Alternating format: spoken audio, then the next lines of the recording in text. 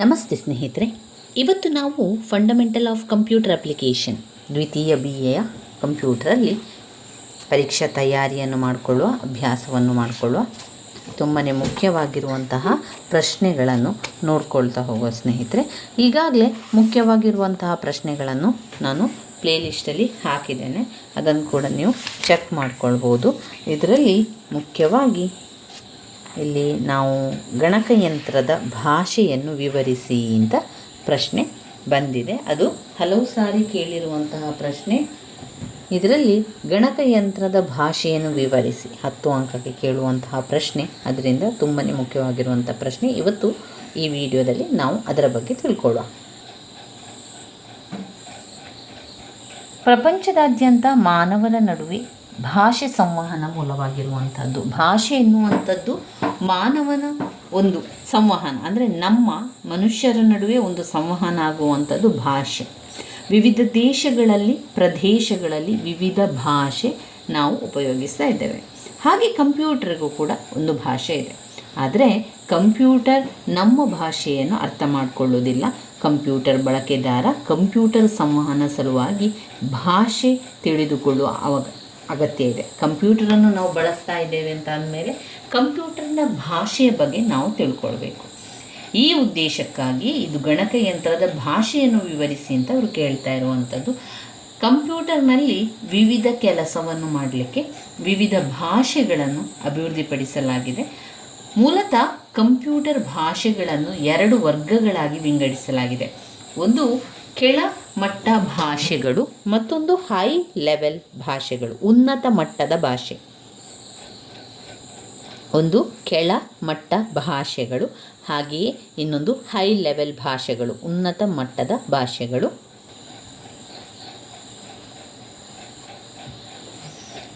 ಮೊದಲಿಗೆ ಕೆಳ ಮಟ್ಟದ ಭಾಷೆಗಳನ್ನು ನೋಡಿಕೊಳ್ಳುವ. ಕೆಳಮಟ್ಟದ ಭಾಷೆ ಕಡಿಮೆ ಮಟ್ಟದ ಕಂಪ್ಯೂಟರ್ ಭಾಷೆಗಳು, ಯಂತ್ರ ಸಂಕೇತಗಳು ಅಥವಾ ಅದಕ್ಕೆ ಸನಿಹವಾಗಿದೆ. ಕಂಪ್ಯೂಟರ್ ಉನ್ನತ ಮಟ್ಟದ ಭಾಷೆ ಅಥವಾ ಇಂಗ್ಲಿಷ್ ಸೂಚನೆಗಳನ್ನು ಅರ್ಥ ಮಾಡಿಕೊಳ್ಳಲು ಸಾಧ್ಯ ಇಲ್ಲ. ಅದಕ್ಕೆ ಬೇರೆ ಭಾಷೆಯನ್ನು ಅರ್ಥ ಮಾಡಿಕೊಳ್ಳೋದಿಲ್ಲ ಕಂಪ್ಯೂಟರ್. ಇದು 0 ಮತ್ತು 1 ಮಾತ್ರ ಅರ್ಥ ಮಾಡಿಕೊಳ್ಳುತ್ತದೆ.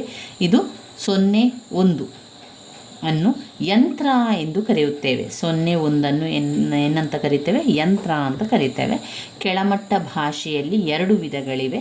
ಒಂದು ಯಂತ್ರ ಭಾಷೆ, ಮತ್ತೊಂದು ಅಸೆಂಬ್ಲಿ ಭಾಷೆ ಎನ್ನುವಂಥದ್ದು ಕೆಳಮಟ್ಟದ ಭಾಷೆಯಲ್ಲಿರುವಂಥದ್ದು. ಕೆಳಮಟ್ಟದ ಭಾಷೆ, ಉನ್ನತ ಮಟ್ಟದ ಭಾಷೆ, 2 ಭಾಷೆಗಳಿರುವಂಥದ್ದು. ಅದು ಕೆಳಮಟ್ಟದ ಭಾಷೆಯಲ್ಲಿ 2 ವಿಧ, ಯಂತ್ರ ಭಾಷೆ ಮತ್ತು ಅಸೆಂಬ್ಲಿ ಭಾಷೆ. ಹಾಗಾದರೆ ಯಂತ್ರ ಭಾಷೆ ಅಂದರೆ ಏನು, ಅಸೆಂಬ್ಲಿ ಭಾಷೆ ಎಂದರೇನು ಅಂತ ನಾವು ತಿಳ್ಕೊಳ್ಬೇಕಾಗಿದೆ. ಯಂತ್ರ ಭಾಷೆ ಎನ್ನುವಂಥದ್ದು ಇದು ಕಡಿಮೆ ಮತ್ತು ಅತ್ಯಂತ ಪ್ರಾಥಮಿಕ ಹಂತದ ಪ್ರೋಗ್ರಾಮಿಂಗ್ ಭಾಷೆ ಮತ್ತು ಮೊದಲು ಅಭಿವೃದ್ಧಿಪಡಿಸಿದ ಪ್ರೋಗ್ರಾಮಿಂಗ್ ಭಾಷೆ. ಯಂತ್ರ ಭಾಷೆ ಮೂಲತಃ ಕಂಪ್ಯೂಟರ್ ಅರ್ಥ ಮಾಡಿಕೊಳ್ಳಬಲ್ಲ ಏಕೈಕ ಭಾಷೆ. ಯಂತ್ರ ಭಾಷೆಯೇ ಕಂಪ್ಯೂಟರ್ ಅರ್ಥ ಮಾಡಿಕೊಳ್ಳುವಂತಹ ಏಕೈಕ ಭಾಷೆ. ವಾಸ್ತವವಾಗಿ ತಯಾರಕರು ಒಂದು ಬೈನರಿ ಅಂಕೆಗಳನ್ನು ಒಂದು ಸ್ಟ್ರಿಂಗ್ ಮೂಲಕ ಕಂಪ್ಯೂಟರ್ ಒಳಗೆ ನಿರೂಪಿಸಿರುತ್ತಾರೆ.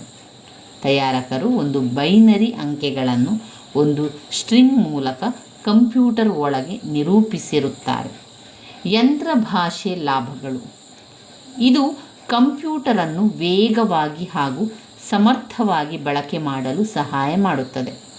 ನೇರವಾಗಿ ಕಂಪ್ಯೂಟರ್ ಅರ್ಥ ಮಾಡಿಕೊಳ್ಳುತ್ತದೆ. ಕೋಡ್ ಭಾಷಾಂತರಿಸಲು ಯಾವುದೇ ಭಾಷಾಂತಕಾರ ಅಗತ್ಯವಿಲ್ಲ. ಇದು ಕಂಪ್ಯೂಟರನ್ನು ವೇಗವಾಗಿ ಹಾಗೂ ಸಮರ್ಥವಾಗಿ ಬಳಕೆ ಮಾಡಲು ಸಹಾಯವನ್ನು ಮಾಡುತ್ತದೆ.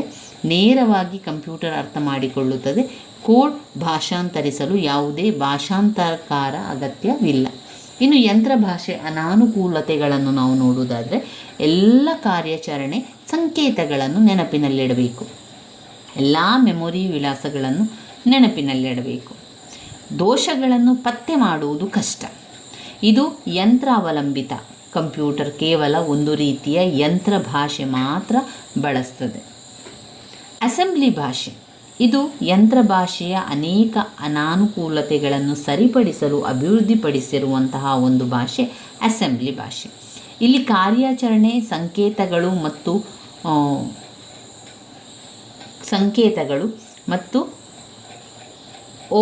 ಒಪರೆಂಡ್ಸ್ಗಳನ್ನು ಓ ಮತ್ತು ಒಂದು ಬದಲಿಗೆ ಅಕ್ಷರ ಸಂಖ್ಯಾಯುಕ್ತ ಸಂಕೇತಗಳ ರೂಪದಲ್ಲಿ ನೀಡ್ತದೆ. ಅಂದರೆ 0 1 ಅದು ಮುಖ್ಯವಾಗಿ ಕಂಪ್ಯೂಟರ್ನ ಭಾಷೆಯಲ್ಲಿರುವಂಥದ್ದು 0 1. ಈ ಅಕ್ಷರ ಸಂಖ್ಯಾಯುಕ್ತ ಚಿಹ್ನೆಗಳನ್ನು ನೆನಪಿನ ಸಂಕೇತಗಳು ಅಂತ ಕರೀತೇವೆ. ಮತ್ತು ಒಂದು ಅಕ್ಷರ ಸಂಖ್ಯಾಯುಕ್ತ ಚಿಹ್ನೆ ಗರಿಷ್ಠ 5 ಅಕ್ಷರದವರೆಗೂ ಹೊಂದಬಹುದು. ಉದಾಹರಣೆಗೆ ADD ಕೂಡುವುದು, SUB ಅಂದರೆ ಅದು ಕಳೆಯುವುದು. ಈ ಭಾಷೆ ಅತ್ಯಂತ ಕಷ್ಟ ಮತ್ತು ಅಭ್ಯಾಸಕ್ಕೆ ಬಹಳಷ್ಟು ಅಗತ್ಯ ಕೂಡ ಇರುವಂಥದ್ದು. ಇನ್ನು ಇಂಗ್ಲಿಷ್ ಭಾಷೆಯ ಬೆಂಬಲ ನೀಡಲಾಗ್ತದೆ. ಭಾಷೆ ಮುಖ್ಯವಾಗಿ ಕಂಪೈಲರ್ ಹೊಂದಾಣಿಕೆ ಮಾಡುತ್ತದೆ. ಅಸೆಂಬ್ಲಿ ಲ್ಯಾಂಗ್ವೇಜ್ ಸೂಚನೆಗಳನ್ನು ಭಾಷೆ ಅನುವಾದಕಗಳು ಕಂಪ್ಯೂಟರ್ ಕಾರ್ಯಗತಗೊಳಿಸಲು ಯಂತ್ರ ಸಂಕೇತಗಳಾಗಿ ಪರಿವರ್ತಿಸಲಾಗುವುದು. ಅಸೆಂಬ್ಲಿ ಭಾಷೆಯ ಪ್ರಯೋಜನಗಳು: ಇದು ಯಂತ್ರ ಭಾಷೆಗೆ ಹೋಲಿಸಿದರೆ ಅರ್ಥ ಮಾಡಿಕೊಳ್ಳಲು ಹಾಗೂ ಬಳಸಲು ಸುಲಭ. ದೋಷಗಳನ್ನು ಪತ್ತೆ ಮಾಡುವುದು ಸುಲಭ. ಈ ಸೂಚನೆಗಳನ್ನು ಸುಲಭವಾಗಿ ಬದಲಾಯಿಸಬಹುದು. ಇನ್ನು ಅಸೆಂಬ್ಲಿ ಭಾಷೆಯ ಅನಾನುಕೂಲತೆಗಳನ್ನು ನಾವು ನೋಡಿದರೆ, ಯಂತ್ರ ಭಾಷೆ ಹಾಗೆ ಇದು ಯಂತ್ರ ಅವಲಂಬಿತ. ಇದು ಯಂತ್ರ ಅವಲಂಬಿತವಾದುದರಿಂದ ಪ್ರೋಗ್ರಾಮರ್ಗೆ ಯಂತ್ರಾಂಶದ ಜ್ಞಾನ ಕೂಡ ಇರಬೇಕು. ಇನ್ನು ಎರಡನೇದರಲ್ಲಿ ಬರುವಂಥದ್ದು ಉನ್ನತ ಮಟ್ಟದ ಭಾಷೆ. ಉನ್ನತ ಮಟ್ಟದ ಕಂಪ್ಯೂಟರ್ ಭಾಷೆಗಳು ಇಂಗ್ಲಿಷ್ ಭಾಷೆಯ ಹತ್ತಿರದ ಮಾದರಿಗಳು ಮತ್ತು ಜನರು ಸುಲಭವಾಗಿ ತಮ್ಮ ಪರಿಸರದ ಭಾಷೆಯಲ್ಲಿ ಕಾರ್ಯಕ್ರಮಗಳನ್ನು ಬರೆಯಲು ಸಾಧ್ಯ. ಉನ್ನತ ಮಟ್ಟದ ಭಾಷೆಗಳು ನೆನಪಿನ ಸಂಕೇತಗಳ ಬದಲಿಗೆ ಮೂಲತಃ ಇಂಗ್ಲಿಷ್ ಪದಗಳು ಅಥವಾ ಗಣಿತ ಸಂಕೇತಗಳನ್ನು ಬಳಸುತ್ತದೆ. ಉನ್ನತ ಮಟ್ಟದ ಭಾಷೆಯ ಪ್ರತಿ ಸೂಚನೆಯನ್ನು ಅನೇಕ ಯಂತ್ರ ಭಾಷೆ ಸೂಚನೆಗಳನ್ನಾಗಿ ಅದು ಪರಿವರ್ತಿಸಲ್ಪಡುತ್ತದೆ. ಉನ್ನತ ಮಟ್ಟದ ಭಾಷೆಯ ವಿಧಗಳು ನಾವು ನೋಡಿದರೆ, ವಿವಿಧ ಕಾರ್ಯಗಳನ್ನು ಸಾಧಿಸಲು ವಿವಿಧ ಭಾಷೆಗಳನ್ನು ಅಭಿವೃದ್ಧಿಪಡಿಸಲಾಗಿದೆ. ಕೆಲವು ತಕ್ಕ ಮಟ್ಟಿಗೆ ವಿಶೇಷ, ಇತರ ಭಾಷೆಗಳು ಸಾಮಾನ್ಯ ಉದ್ದೇಶದ್ದಾಗಿರುತ್ತದೆ. ಬಳಕೆಯಲ್ಲಿ ಉಪಯೋಗಿಸುವಂತಹ ಭಾಷೆ ಬೀಜಗಣಿತದ ಸೂತ್ರ ಸಂಸ್ಕರಣೆ. ಈ ಭಾಷೆಗಳನ್ನು ಗಣಿತಶಾಸ್ತ್ರೀಯ ಮತ್ತು ಸಂಖ್ಯಾಶಾಸ್ತ್ರೀಯ ಸಮಸ್ಯೆಯನ್ನು ಪರಿಹರಿಸಲು ಹೆಚ್ಚು ಉಪಯೋಗಿಸುತ್ತಾರೆ. ಉದಾಹರಣೆಗಳು ಬೇಸಿಕ್, ಬಿಗಿನರ್ಸ್, ಎಲ್ಲ ಉದ್ದೇಶ ಸಾಂಕೇತಿಕ ಸೂಚನಾ ಕೋಡ್, ಪ್ರೋಟಾನ್, ಫಾರ್ಮುಲಾ ಅನುವಾದ, PL1 ಪ್ರೋಗ್ರಾಮಿಂಗ್ ಭಾಷೆ ನಿವೃತ್ತಿ, ಅಲ್ಗಾಲ್ ಮತ್ತು APL ಪ್ರೋಗ್ರಾಮಿಂಗ್ ಭಾಷೆ. ಇದು ಬೀಜಗಣಿತ ಸೂತ್ರದ ಸಂಸ್ಕರಣೆ ಆಯಿತು. ಇನ್ನು ಎರಡನೇದು ವ್ಯಾಪಾರ ದತ್ತಾಂಶ ಪ್ರಕ್ರಿಯೆ. ಇದರಲ್ಲಿ ಬರುವಂತಹ ಉನ್ನತ ಮಟ್ಟದ ಭಾಷೆಯ ವಿಧಗಳನ್ನು ನೋಡ್ತಾ ಹೋಗುವ ಬೀಜಗಣಿತದ ಸೂತ್ರ ಸಂಸ್ಕರಣೆ, ವ್ಯಾಪಾರ ದತ್ತಾಂಶ ಪ್ರಕ್ರಿಯೆ, ಸ್ಟ್ರಿಂಗ್ ಮತ್ತು ಲಿಸ್ಟ್ ಸಂಸ್ಕರಣೆ,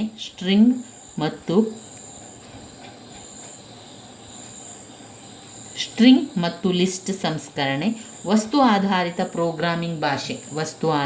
ಪ್ರೋಗ್ರಾಮಿಂಗ್ ಭಾಷೆ, ಆಮೇಲೆ ವಿಜುವಲ್ ಪ್ರೋಗ್ರಾಮಿಂಗ್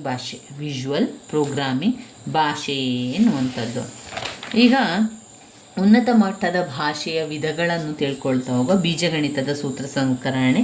ಇದರಲ್ಲಿ ಗಣಿತಶಾಸ್ತ್ರ, ಸಂಖ್ಯಾಶಾಸ್ತ್ರೀಯ ಸಮಸ್ಯೆಯನ್ನು ಪರಿಹರಿಸಲು ಹೆಚ್ಚು ಉಪಯೋಗ ಆಗ್ತದೆ ಇದು. ಹಾಗೆ ಬೇಸಿಕ್, ಪ್ರೋಟ್ರಾನ್ ಮತ್ತು ಫಾರ್ಮುಲಾ ಅನುವಾದ, PL1 ಪ್ರೋಗ್ರಾಮಿಂಗ್ ಭಾಷೆ ಆವೃತ್ತಿ 1, ಆಮೇಲೆ APL ಪ್ರೋಗ್ರಾಮಿಂಗ್ ಭಾಷೆ A.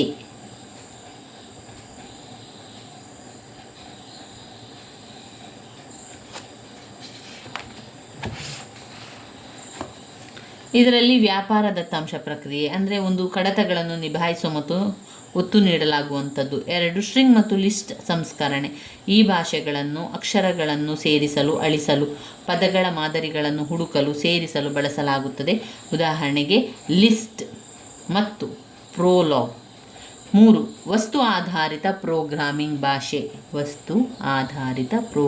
ಭಾಷೆ.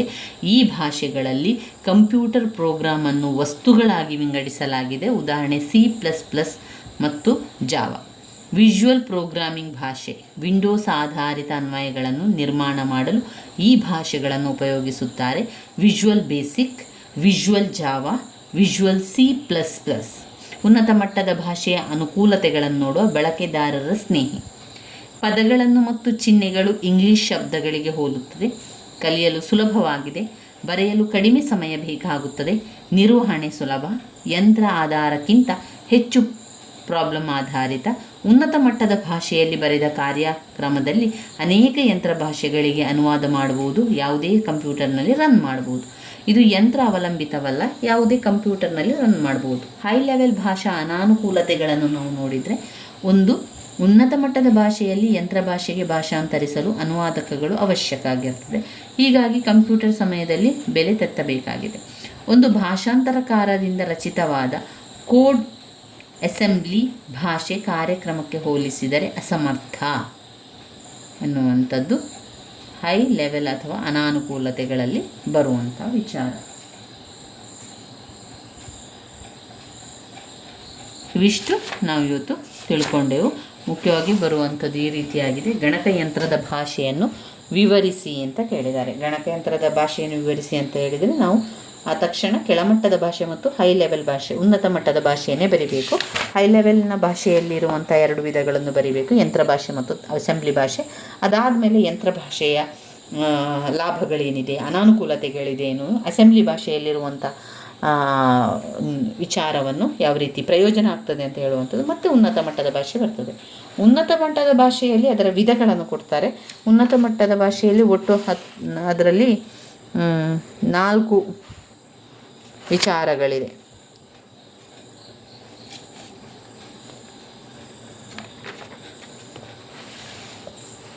ನಾಲ್ಕು ವಿಚಾರಗಳನ್ನು ಕಾಣಬಹುದು. ಇವಿಷ್ಟು ಗಣಕಯಂತ್ರದ ಭಾಷೆಯ ಬಗ್ಗೆ ನಾವು ಬರಿತಾ ಹೋಗಬೇಕಾಗಿರುವಂಥದ್ದು. ನನ್ನ ವೀಡಿಯೋಸ್ ಎಲ್ಲ ನಿಮಗೆ ಇಷ್ಟ ಆಗಿದ್ದರೆ ಲೈಕ್ ಕೊಡಿ, ಶೇರ್ ಮಾಡಿ, ಸಬ್ಸ್ಕ್ರೈಬ್ ಮಾಡಲಿಕ್ಕೆ ಮರಿಬೇಡಿ ಸ್ನೇಹಿತರೆ. ಧನ್ಯವಾದಗಳು.